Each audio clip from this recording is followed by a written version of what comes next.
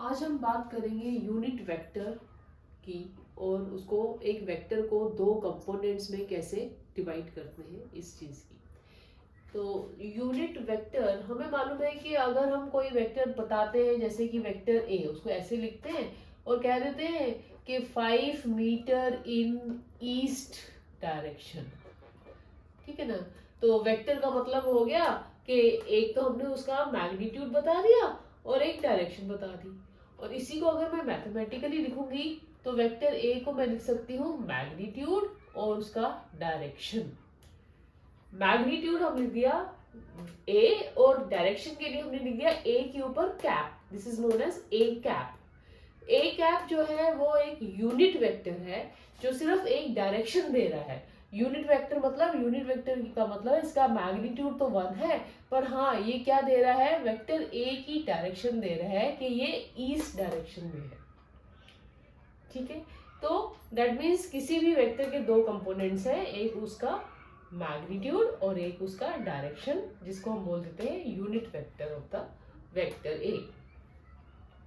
अब अगर हम वेक्टर ए को एक्स और वाई दो एक्सिस के अलोंग रिप्रेजेंट करना चाहें तो, या उसको रिजॉल्व करना चाहें एक्स और वाई एक्सिस के अलोंग, तो कैसे करेंगे।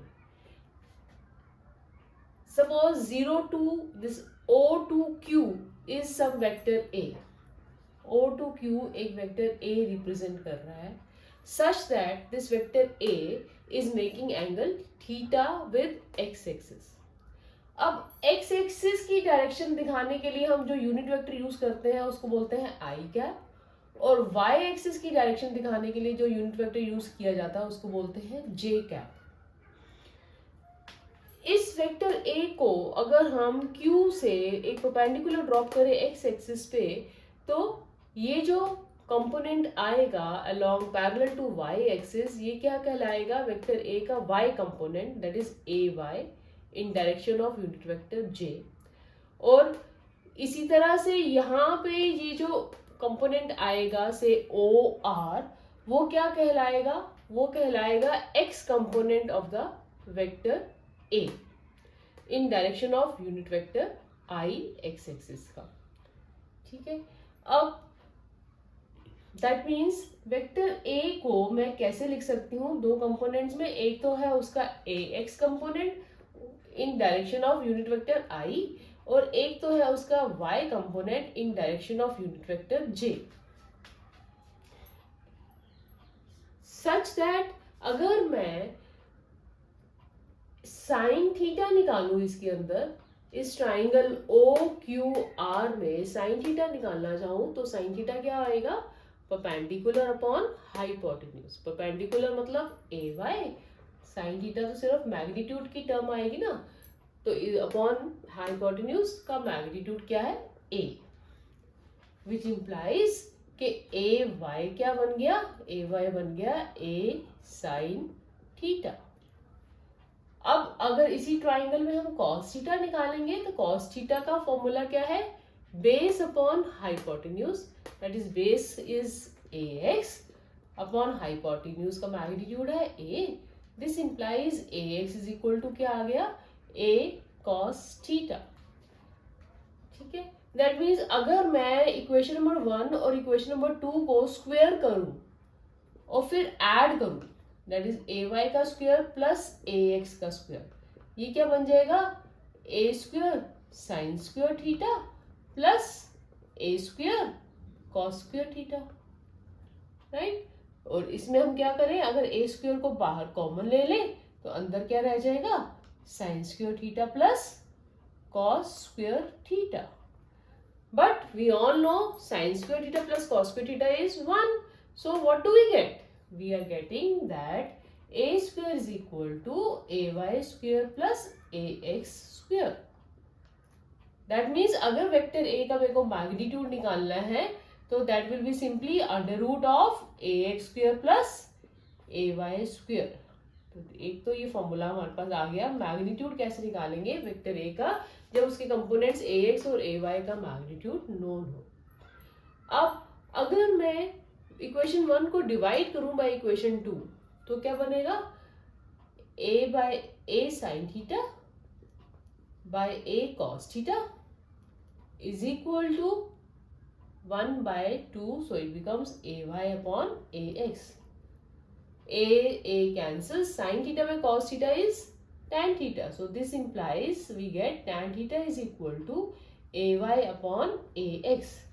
इसका मतलब क्या हो गया, थीटा की वैल्यू क्या आ गई, tan उस तरफ जाएगा तो क्या बन जाएगा, tan inverse ay by ax.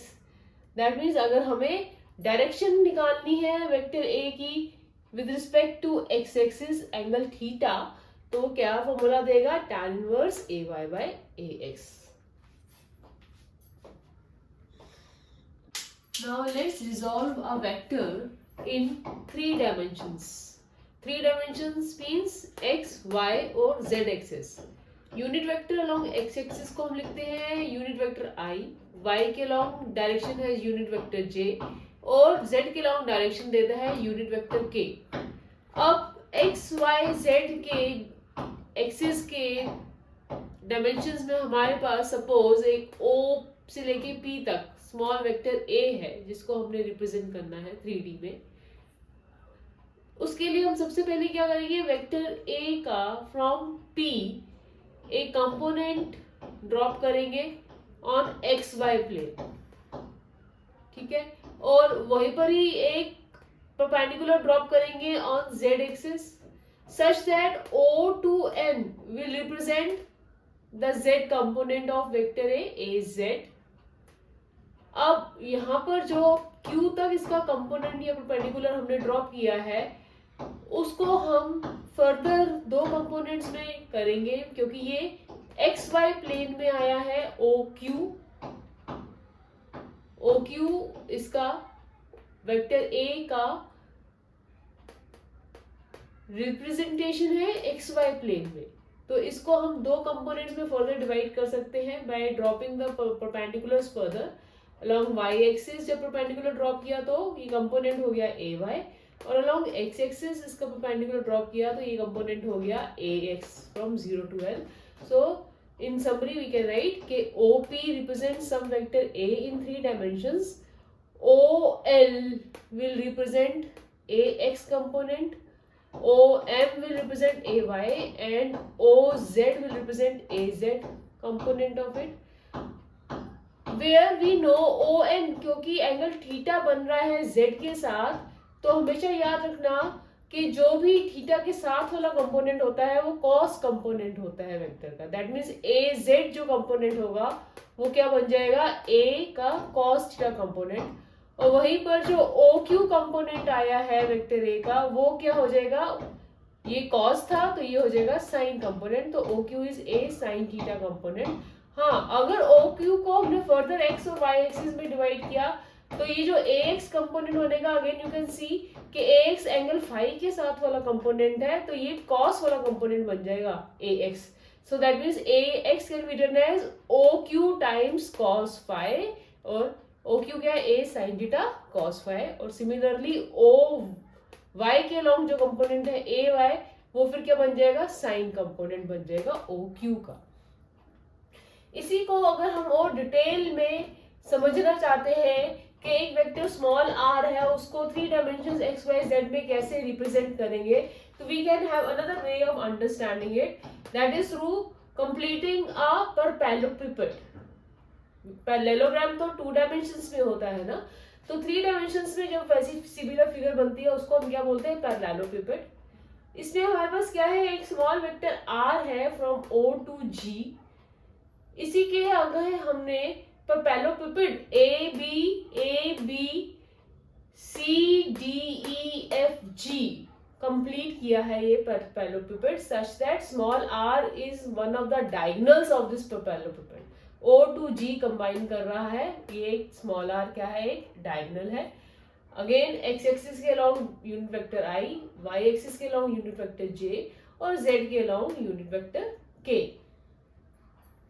अब इस पैरेललोपिपेड में हम लोग देख सकते हैं कि जो vector r which is equal to O G, vector O G by vector addition हम इसको क्या लिख सकते हैं, it can be written as sum of O A vector AB vector and then BG vector. Yes, so it can be written as OA plus AB plus BG vector.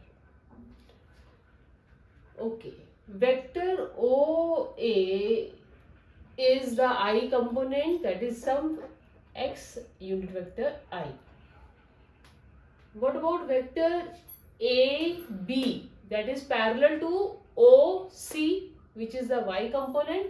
So that means AB can be written as equal to OC, और OC क्या है, y component है along y axis, ठीक है ना.